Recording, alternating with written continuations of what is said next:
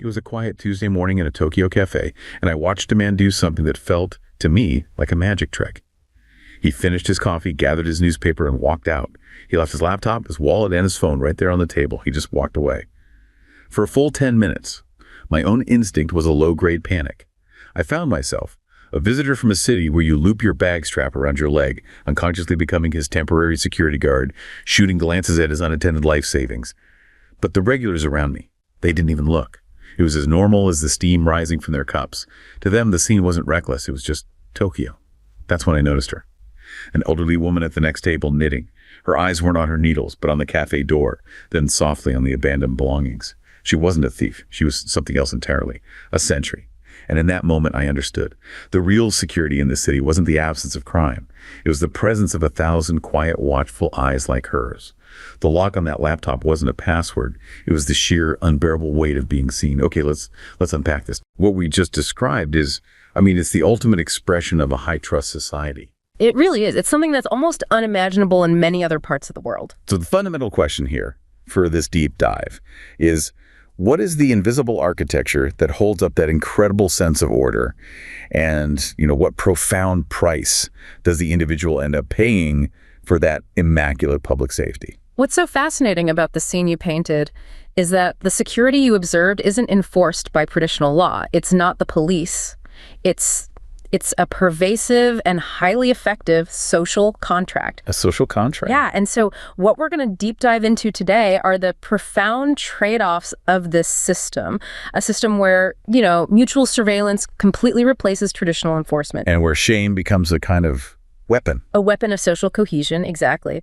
And we'll see how that intense pressure to conform, to fit in, might actually be challenging the nation's ability to navigate these massive demographic and economic shifts it's facing. So the costs are psychological, the benefits are this incredible public order, and the mechanism is, it's entirely cultural. That's it in a nutshell. All right, let's start with that central mechanism then. If the police aren't the guards, what is?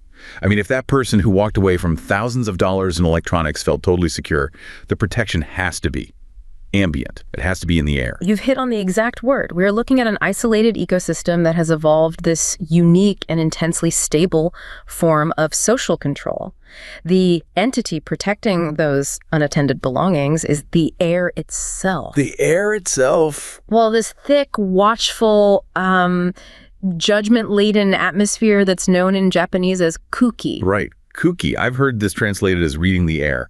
Yeah. And it's a concept that's so hard to translate effectively because it covers everything from basic social etiquette to this almost existential awareness of the collective mood. It does. But here, you're right. We're suggesting the Kuki is the true security force. It is the operating system for social control. So how does it work? How does this atmosphere enforce order? To really understand how Kuki works as an enforcement mechanism, we need to draw a very clear line between the foundational moral architectures of, say, Western societies and Japanese society. Western social order is largely built on the concept of guilt. Guilt. So that's an internal thing. It's an internalized moral compass, exactly. It operates completely independent of whether someone is watching you. It's oriented toward these abstract principles, whether they come from, a religious doctrine or a legal code. So if I steal something, I feel guilty because I've violated an abstract rule, even if absolutely no one saw me do it. It's a private sense of transgression. Exactly. The wrongdoing creates this private, internal mental discomfort because you violated those abstract standards. The West then relies on laws and police to manage the physical consequences when that internal guilt fails somebody. But Japan just flips that script entirely. It focuses on the external consequences, on the visibility of the action. Completely. Japan's order is engineered upon shame, a terror, really, of external judgment and social exclusion. So the moral question isn't internal at all. It's instantly externalized. The core question is not, is this inherently wrong according to some law? But rather, what will people think? How are my actions going to reflect on my group, on the collective? So the primary deterrent isn't a jail cell, it's social catastrophe. Absolutely. The main deterrent is the catastrophic social fallout of Mei Waku. Can you define that for us, Mei Waku? It's a term that means causing trouble or inconvenience, but it's much deeper than that. It's about causing a severe embarrassment that then ripples out and stains your family, your company, your school. In this collective identity, A personal failure is never, ever just personal. It carries this massive collective weight. The individual identity is so deeply interwoven with the group, the family name, the corporation, the school, that a crime isn't seen as a personal failing. It's a collective taint. It is. And it echoes the historical sanction of Mora-Hachibu. Which was what? Village ostracism. Historically, this meant social death. I mean, you'd be excluded from communal rites, festivals, even funerals and weddings. In modern terms, the threat is less about being barred from a harvest and more about, career annihilation, social exile, a life that's effectively rendered invisible within the society. So the fear isn't just about punishment, it's about erasure. The prospect of exposure and being shunned, of losing face and dishonoring the collective, that is a far more powerful and omnipresent weapon than traditional law enforcement could ever be. It's like the original cancellation culture, right, but it's been institutionalized for centuries. And this pervasive collective gaze, this constant fear of causing Mei Waku, that's what creates the infrastructure for the low crime rates that so many other countries envy. It's an incredibly efficient security system. And that leads us directly to the core mechanism of how it operates. It's a surveillance system. The community functions as a self-policing, softly lit, inescapable panopticon. The Panopticon, okay. For those who might not be familiar, that's the architectural concept, right? Yeah. The prison with the guard tower in the middle, and the inmates can't tell if they're being watched, only that they might be. Yeah, that's the one.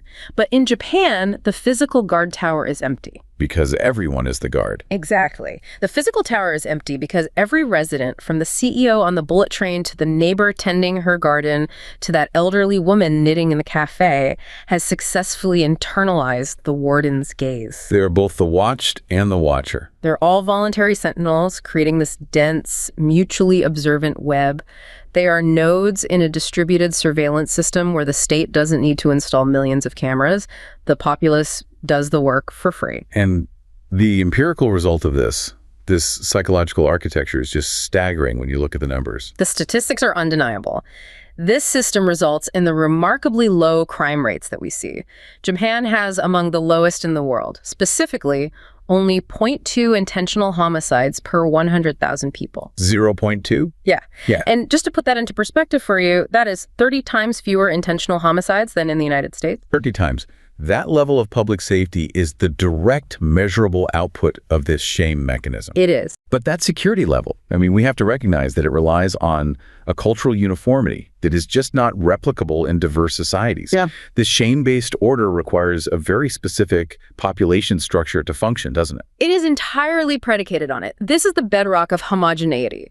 Japan's singular ethnic and cultural fabric, with the native-born population sitting at around 97%, that's not a side benefit. It is the absolute prerequisite for this entire social architecture to remain stable. Because shared ancestry, shared values, these universally understood behavioral codes, they drastically reduce social friction. And transaction costs.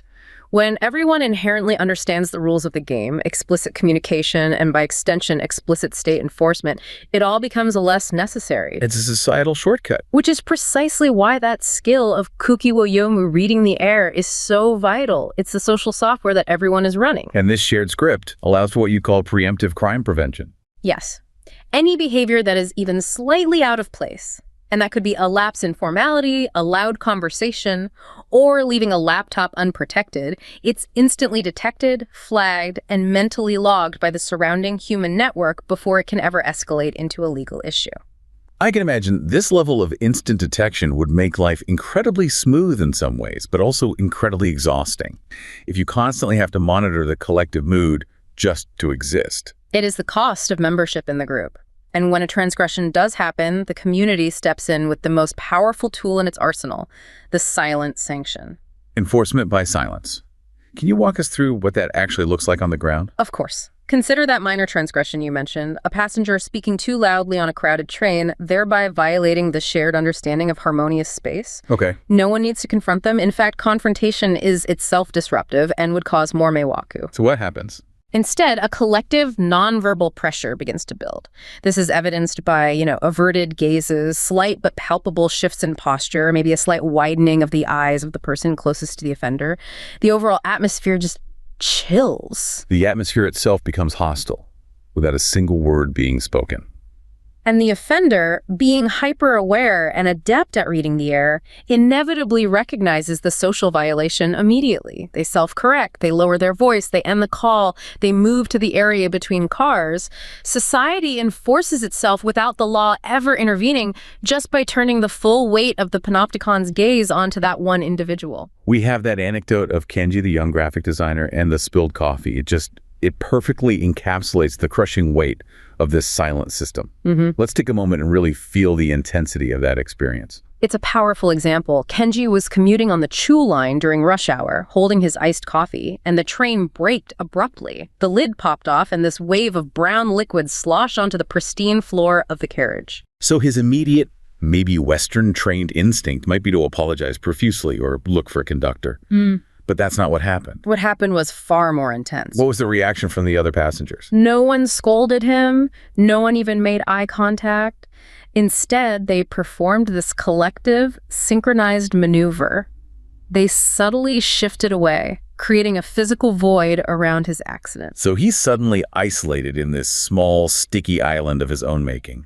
The silence wasn't neutral, it was accusatory. He had broken the harmony, he had created Mei Waku, and the passengers were making him physically and socially aware of his transgression. What does he say he felt? He described feeling more imprisoned in that silent carriage, cleaning the floor with his own handkerchief, than he would have in a detention center. His fear wasn't physical punishment, it was the crushing, palpable pressure to immediately restore the harmony he had broken. He was sweating, not from the exertion of cleaning, but from the unbearable social pressure to eliminate the Mei Waku he had just introduced into that space. This shows that the true security architecture is entirely psychological. It operates at a molecular level within society, far exceeding the speed and reach of any legal enforcement. So we've established that the system, it works flawlessly to maintain public order. Now we have to turn our attention to the psychological currency that's used to purchase that security. Right. If this system demands constant, rigid self-monitoring and avoidance of disruption, the cost must be high.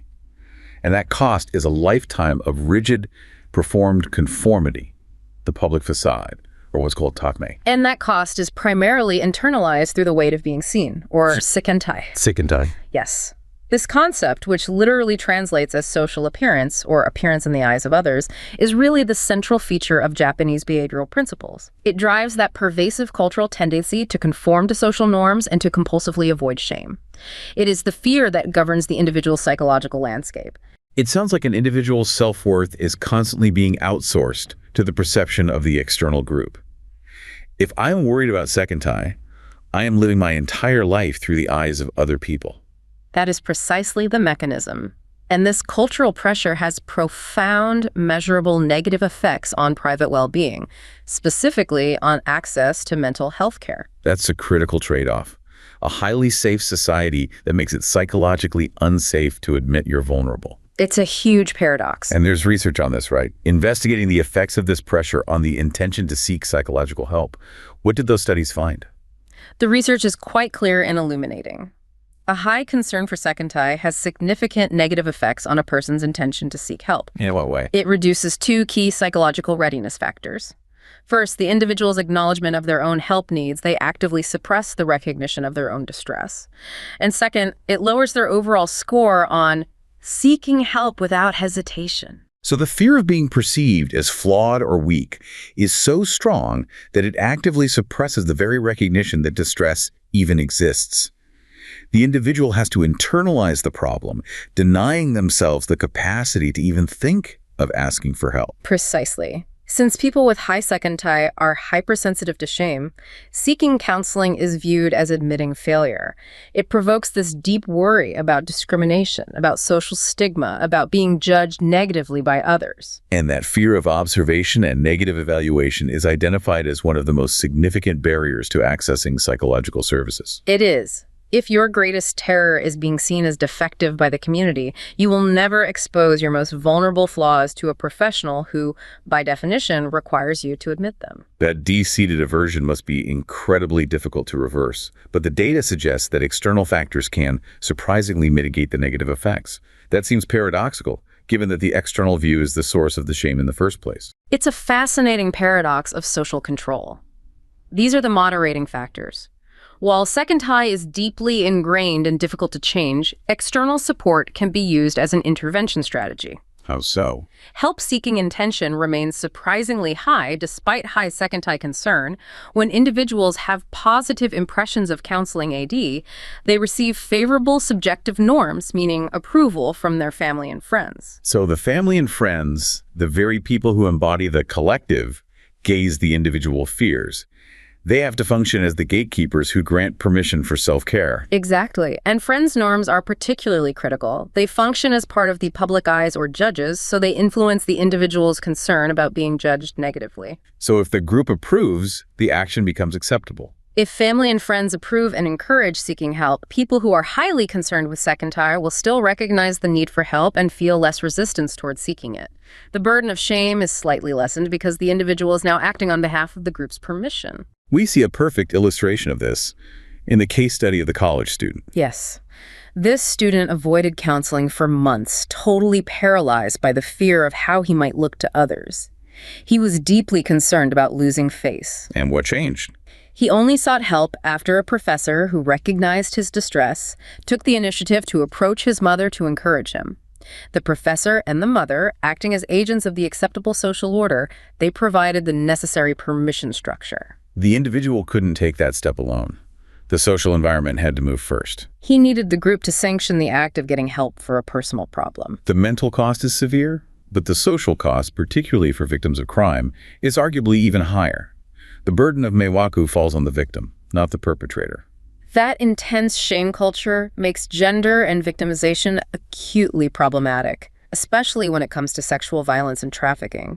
The societal code dictates that being taken advantage of sexually is a prodigious source of shame, and this code actively prevents victims from self-identifying, from reporting crimes, and from asking for help. So this fear of shame leads to massive underreporting of violent acts, which means the celebrated low crime rate is, in some categories, an illusion maintained by silence. That is the crucial implication. The data shows that due to the intense stigmatization of sexual assault, less than 4% of women in one survey reported the assault to police. Less than 4%. And what's more, over 2/3 never told anyone at all. Never told anyone. They explicitly cited the fear of shame, of losing face, or dishonoring their family as the primary reason for their silence. Japanese women, being traditionally reserved, often respond to sexual assault with silence, which is then reinforced by the terror of being shunned by neighbors and the community, the very system that's supposed to protect them. And this silent suffering is further institutionalized by the government's approach, isn't it? The language they use, the euphemisms that obscure the severity of the trauma. Yes, the Japanese government's tendency to downplay these issues uses language that softens the reality. It reinforces the hidden nature of the problem.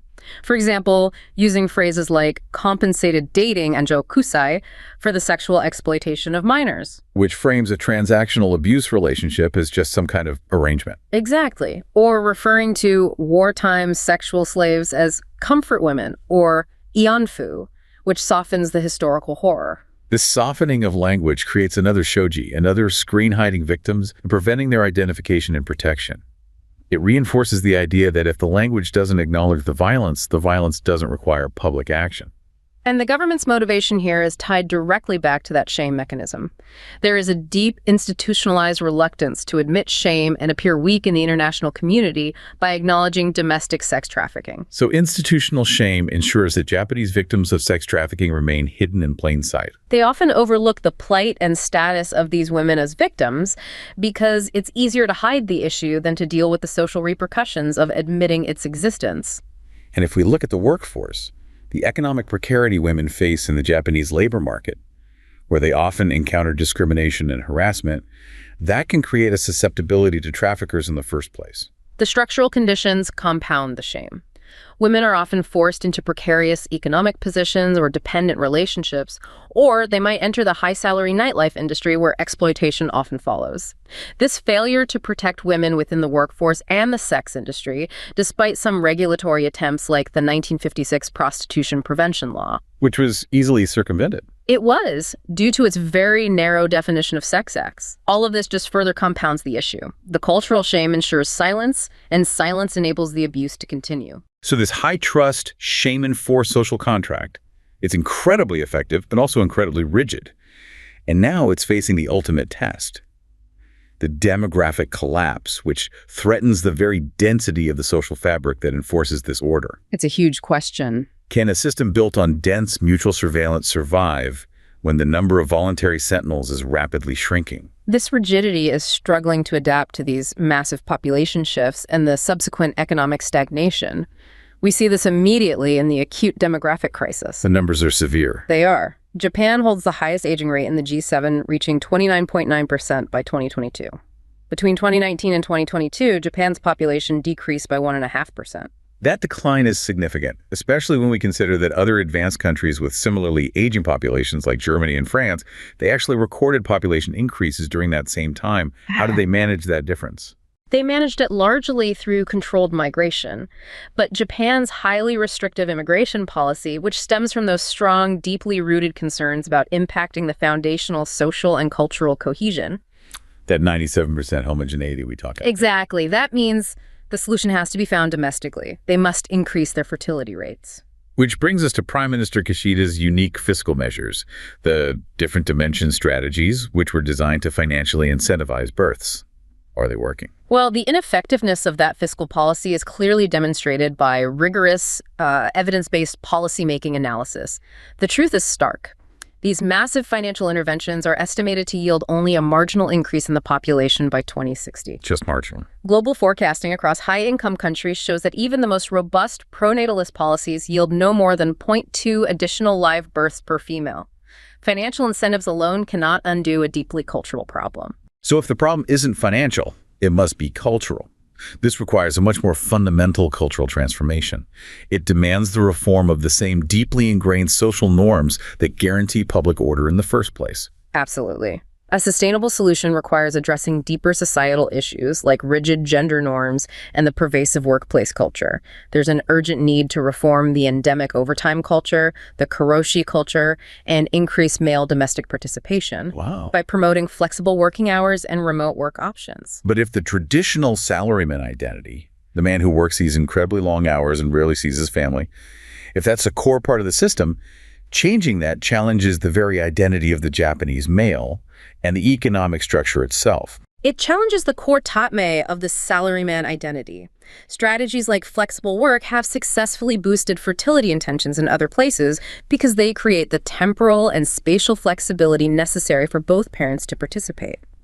But integrating these into Japan's unique societal fabric is incredibly time-consuming, precisely because it threatens the traditional social order that values group dedication above individual or familial needs. And this social rigidity, the same thing that maintains low crime, it can become this profound loneliness and vulnerability in old age. Let's look at the story of Mrs. Sato, the elderly woman living alone, which just crystallizes this paradox of monitored safety and social isolation. It's a perfect example. Mrs. Sato lives alone, and her safety is indeed predicated on the intense monitoring of her community. Her entire existence is governed by these rigid, ritualistic rules, particularly surrounding garbage disposal. She has to adhere to an incredibly precise schedule and sorting rules. And the community enforces this ritual, even when it seems benign. Precisely. For instance, if she mistakenly mixes her recyclables, the community will notice immediately. A neighbor might quietly return the bag to her doorstep with a note reminding her that she has caused Mei Waku. So she is safe because they're watching her daily routine, which confirms she's alive and well. But she's also trapped by the terror of failing the group again, of making a mistake in her routine. Her life is meticulously monitored for compliance, but she's not necessarily cared for in a way that provides psychological comfort or companionship, only accountability to the system. The village cares for you only as long as you can fulfill your function within the rules. And the rigidity that ensures low crime struggles profoundly to adapt to the needs of a vulnerable, aging population. As the population shrinks, you have to wonder if this model can survive, leaving fewer voluntary sentinels to perform the surveillance and fewer family members to step in. Now, let's widen the lens and examine the wider economic trade-offs. This prioritization of social stability, conformity, and low social risk, it comes at a measurable high economic cost. We see that cost manifested clearly in productivity stagnation. Total factor productivity, or TFP, which is a measure of technological change and efficiency, has been essentially flat since 1990. Flat since 1990. The latest data places Japan at the lowest among the G7 countries in output per hour worked. They're in the bottom quartile of the OECD. This is a direct consequence of the fear of failure, isn't it? I mean, innovation requires taking huge risks and failing repeatedly. It is the unavoidable trade-off. Innovation, disruption, and rapid productivity growth. They all demand a tolerance for risk and failure. But in a shame culture, failure causes catastrophic Mei Waku for the group. The result is that a low social risk tolerance limits disruptive innovation, contributing directly to stagnant TFP.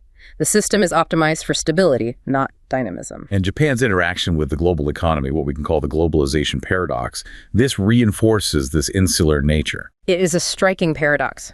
While Japan's total trade penetration has roughly tripled since the mid-1990s and its outward foreign direct investment, that's money Japanese companies invest abroad, is extremely strong, nearing 50% of GDP. The money going out is strong. But inward FDI remains stubbornly low. How low are we talking? Inward FDI, so money foreign entities are investing in Japan, remains only around 5% of GDP in 2023. This limited foreign presence hinders corporate governance improvement and future productivity growth. So bringing in more foreign companies could help, but the system resists it. Facilitating a larger foreign corporate presence is considered a core component of improving overall corporate governance and efficiency, but the system resists. It prefers to preserve that cultural cohesion, even at the expense of economic dynamism. The system is designed to keep external influences out, whether they are foreign people or foreign capital. So the very factors that create the safety in that cafe homogeneity and conformity are the same ones inhibiting the economic dynamism and the social adaptation necessary to survive these crises. It is a lock system, where the lock ensures protection, but prevents evolution. And that pressure to maintain this immaculate order, it even manifests in the geopolitical arena. Japan's foreign policy framework, like the Arc of Freedom and Prosperity, is instructive because it emphasizes values-based diplomacy focused on maintaining order and economic stability in Asia. How does that reflect the internal value system? It reflects that internal preference for stability and existing rules. This framework often contrasts itself with nations seeking justice or the restoration of some past revisionist order like China and Russia. Japan sees itself as the anchor of predictable order. Its foreign policy, therefore, is really just a large-scale export of its domestic preference for harmony and stability over disruptive change. We've established the elegance and the immense cost of this social architecture. The safety is incredible. Naturally, policymakers in the West often admire Japan's safety and, they wish they could replicate it. But this safety is not an easily detachable feature, is it? It is not a policy lever you can simply pull. It is a product of a unique and non-transferable culture. The foundation is non-negotiable. It is. Japan's high-trust, low-crime social order is predicated on 2,000 years of deep-seated homogeneity and that inherited, highly refined skill of Kuki wo yomu, reading the air. That shared social software. Exactly. To achieve that level of crime suppression requires every single resident to share the same historical, cultural, and behavioral operating system. You cannot simply introduce low-crime policies. You have to introduce the culture that makes those policies redundant. And if you contrast that with the Western model, you immediately run into this individualism clash. The Anglo-American model prioritizes expansive individual freedom above collective harmony. It trades a measure of public order and trust for that freedom and, as a consequence, relies heavily on physical locks, explicit legal contracts, and robust state intervention police, jail, security guards, precisely because it lacks that singular shared cultural wavelength. So Western societies accept a certain level of chaos and distrust. We call it the cost of freedom, because we prioritize the expansive individual liberty that is fundamentally incompatible with the all-seeing panopticon of shame. You simply cannot import the outcome, the public safety, without importing the cause. And the cause is a millennium of shared cultural programming and the crushing psychological baggage it carries with it. The very fabric of Western identity, which celebrates individual initiative and the right to privacy, it resists the constant mutual surveillance required to maintain that Japanese level of order. It does. And the clash is perfectly illustrated by the anecdote about David, the American expat in Osaka. His good intentions were instantly destabilizing to the ecosystem. Right, the vigilante paradox. David saw a businessman passed out on the sidewalk, likely drunk after a long night of work, with his wallet clearly visible. David's Western instinct kicked in. He felt compelled to be a good Samaritan, a vigilante protecting the vulnerable, he stopped and stood this aggressive guard over the man's belongings, looking around for potential threats. He was introducing the idea that a threat was necessary, or even possible, in that situation. After 10 minutes of this aggressive vigilance, David noticed a strange reaction. People were crossing the street to actively avoid him. He was the variable that introduced uncertainty. He was the disruption.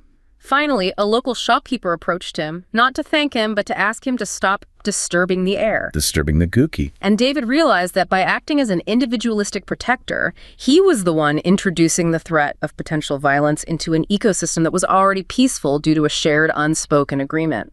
The system didn't need his protection. His intervention disturbed the invisible shared contract that kept the man safe. He was acting on a premise that danger lurked, that the local culture had systematically eliminated through internalized control. He was trying to solve a problem that culturally did not exist, and in doing so, he created a social problem. And this delivers the final verdict on transplantability. Japan's system of distributed mutual surveillance is an isolated ecosystem. The high-trust environment is only maintained because every resident shares the same social operating system. So importing the result to multicultural, individualistic societies is virtually impossible. It's impossible because the individual intervention, the act of protection, the vigilante behavior itself becomes the social transgression. You cannot install the software without the hardware. If we connect all this to the bigger picture, what we've seen is that the astonishing public safety we witnessed in that Tokyo cafe is not a miracle of morality. It is the output of exquisite, rigorous social engineering, one that weaponizes conformity and monetizes shame. And this system requires a profound psychological commitment that, frankly, few in the West would willingly bear. Demanding the trade-off of psychological latitude for immaculate public order. The system protects the group, but often leaves the individual exposed to their own internal judgment. And here's where it gets really interesting for me. Even as this profound cultural cohesion guarantees safety on the street and suppresses crime to historically low levels, the rigidity required to maintain it creates tremendous systemic pressure. It stifles the disruptive innovation necessary for economic growth, and it severely inhibits the help-seeking necessary for mental health. Particularly for victims of sexual violence who internalize their trauma as shame. Exactly. The same collective eye that acts as a voluntary security guard for an unattended laptop can become the unbearable weight of scrutiny that prevents an elderly woman from making a mistake or a young student from seeking essential psychological treatment. We return to that initial scene, the unattended laptop, the watchful sentry. The police are merely the backup system for an authority far more powerful, omnipresent, and deeply ingrained.